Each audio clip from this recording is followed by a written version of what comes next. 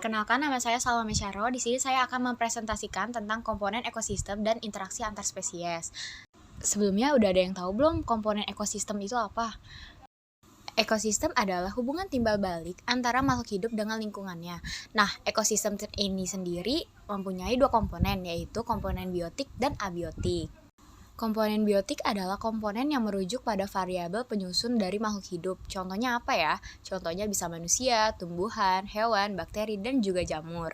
Nah, kalau komponen abiotik itu apa ya? Komponen abiotik adalah variabel penyusun ekosistem yang tidak hidup atau benda-benda mati. Contohnya bisa air, tanah, udara, suhu, bahkan sinar matahari atau cahaya matahari.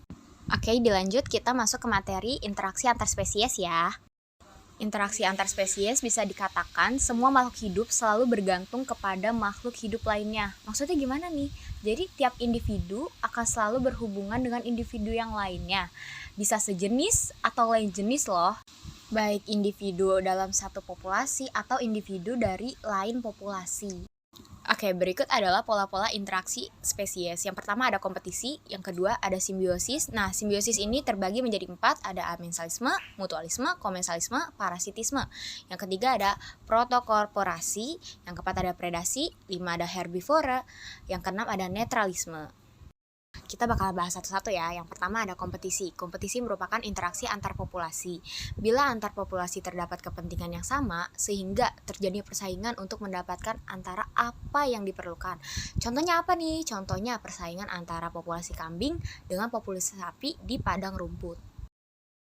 Yang kedua ada simbiosis. Nah, masih ingat gak pengertian dari simbiosis itu apa? Simbiosis merupakan interaksi antara makhluk hidup berbeda jenis dalam satu tempat dan waktu tertentu yang hubungannya sangat erat.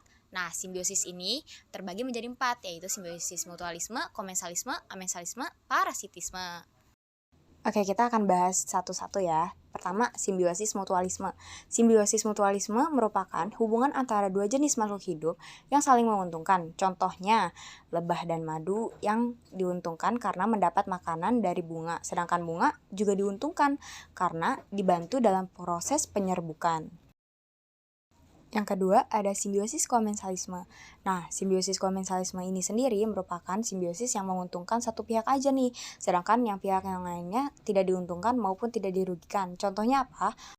Contohnya ikan hiu dengan ikan remora. Ikan remora sebagai hewan kecil yang hidup sering bersamaan dengan ikan hiu.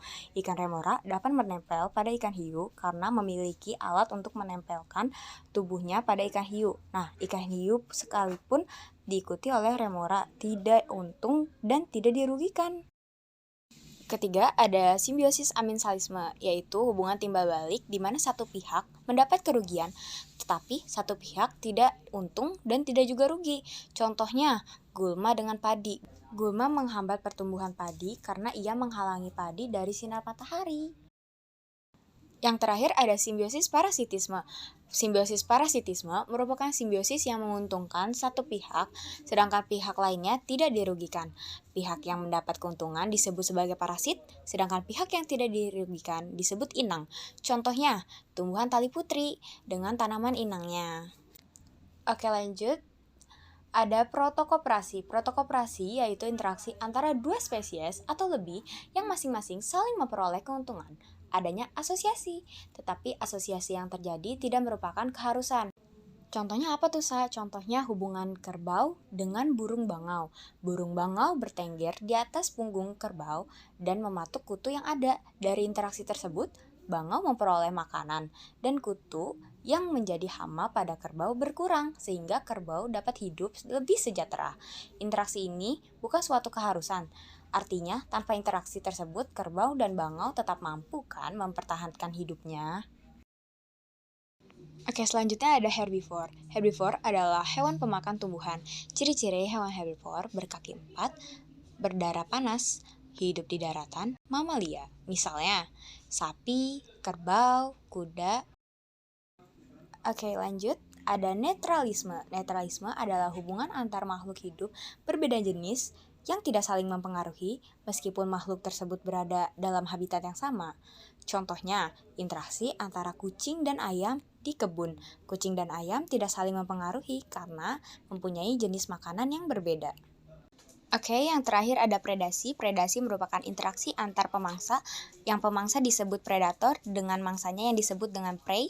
Hubungan antara pemangsa dan hewan yang dimangsa sangatlah erat. Pemangsa tidak akan hidup jika tidak ada mangsa.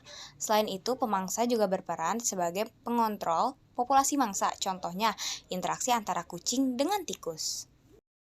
Sekian dan terima kasih. Insya Allah saya siap menerima pertanyaan. Yang tidak siap yaitu menerima kenyataan bahwa kita hanya sebatas teman.